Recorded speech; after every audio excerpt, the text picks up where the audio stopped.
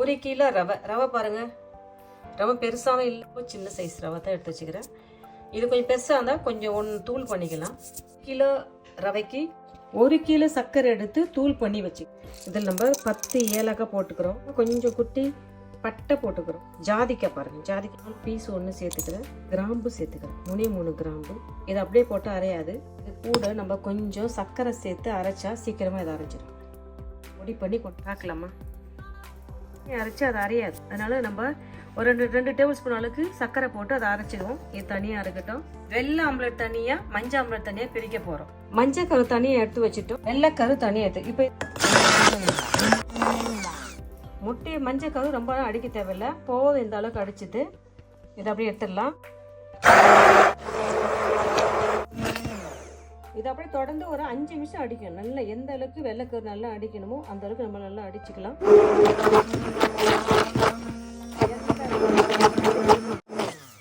போதும், நல்லா அடிச்சிட்டோம். எடுத்துடலாம். இதை 2 டேபிள் ஸ்பூனு சர்க்கரை எடுத்துக்கிறேன். இது வந்து காரமல் செய்ய போகிறோம். நம்ம கேக்கோடைய கலருக்காக நம்ம இதை செய்யறோம். நல்லா மெல்ட் ஆகட்டும், அந்த கலர் மாற்றோம். இதை அப்படியே எடுத்துருவோம். இதில் ஒரு பொருளை நம்ம ஆட் பண்ணிக்கலாம். நம்ம 1/2 கிலோ நெய் எடுத்துக்கிறோம். பட்டரை உருக்கி நான் ஒரு 1/2 கிலோ சேர்த்துக்கிறேன், 1/2 லிட்டர் சேர்த்துக்கிறேன். இப்போ இந்த மஞ்சள் கவு சேர்த்துக்கலாம். பொடி செஞ்சு எடுத்துட்டு வந்ததில் பட்டை, கிராம்பு, ஏலக்காய் அதை நம்ம இதில் சேர்த்துக்கலாம். சேர்த்துட்டு லைட்டாக அப்படியே கிண்டி விட்டுக்கலாம். பிஞ்சு உலக்கு உப்பு, நிறைய உப்பு சேர்த்துறாதீங்க. 1 பிஞ்ச் உப்பு. ரவை 1 கிலோ ரவை சேர்க்குறோம் நம்ம. இது கொஞ்சம் பெரிய சைஸாக இருந்தால் நீங்கள் அரைச்சிக்கலாம். ரொம்ப பொடியான ரவை தான் நம்ம வச்சுக்கிறோம். கிலோ சர்க்கரை நம்ம பொடி பண்ணி கொண்டு வந்தோம். 1 கிலோ ரவைக்கு 1 கிலோ சர்க்கரை சேர்த்துக்கிறோம். சர்க்கரை ஆட் பண்ணிட்டோம். பேக்கிங் புல்வர் சின்ன ஸ்பூனில் 2 ஸ்பூன் சேர்த்துக்கலாம். வண்ணிலே சுகர் 2-3 ஸ்பூன் சேர்த்துக்கலாம். நல்லா வாசனைக்காக சேர்க்குறோம். இதை 1 2 3 ஸ்பூன் எசன்ஸ் நம்ம 1 டேபிள் ஸ்பூன் அளவுக்கு சேர்த்துக்கிறோம். விதை 1 டேபிள் ஸ்பூன் அளவுக்கு சேர்த்துக்கிறோம். முந்திரி திராட்சை 100 கிராம் முந்திரி, 100 கிராம் உலர்ந்த திராட்சை சேர்த்துக்கிறோம். ஒரே 1 டேபிள் ஸ்பூன் அளவுக்கு காப்பி சேர்த்து கலந்துக்கலாம். எல்லாம் கலந்துக்கலாம். எல்லாம் நல்லா அழகாக கலந்துக்கலாம். பாருங்க, இது பக்குவத்தை சூப்பராக இருக்குது இல்லை? எல்லாத்தையும் கலந்து வச்சிட்டோம். இது மூடி போட்டு குறைஞ்சது 1 மணிலேருந்து 2 மணி வரைக்கும் இது அப்படியே கொண்டு ஊறட்டும்.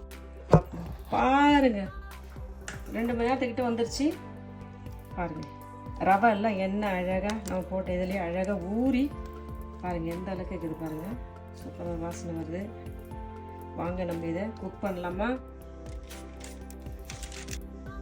அதான் அந்த பேப்பர் மேலே நம்ம பட்டரெல்லாம் தடவிட்டோம். குட்டிக்கலாம், இது சமப்படுத்திக்கலாம். இதெல்லாம் ஊற்றிட்டோம். ஓவனை சூடு பண்ணிவிட்டு நம்ம வைக்கிறோம். வச்சு மூடுறோம். 200ல் வச்சுக்கிறோம். மேலேயும் கீழேயும் சூடு பண்ணிக்கிறோம். மிதமான சூட்டில் வேக வச்சு எடுக்கலாம். பார்க்கலாமா?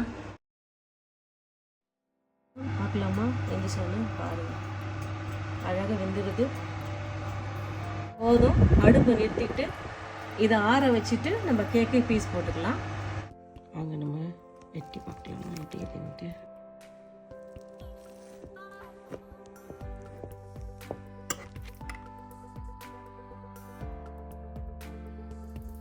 சாப்பிட்டு பாருங்க.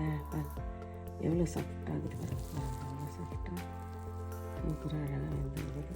நீங்களும் இதே மெத்தடில் செஞ்சு பார்த்துட்டு நான் செஞ்ச அந்த கிறிஸ்மஸ் கேக்கு எப்படின்னு சொல்லுங்கப்பா.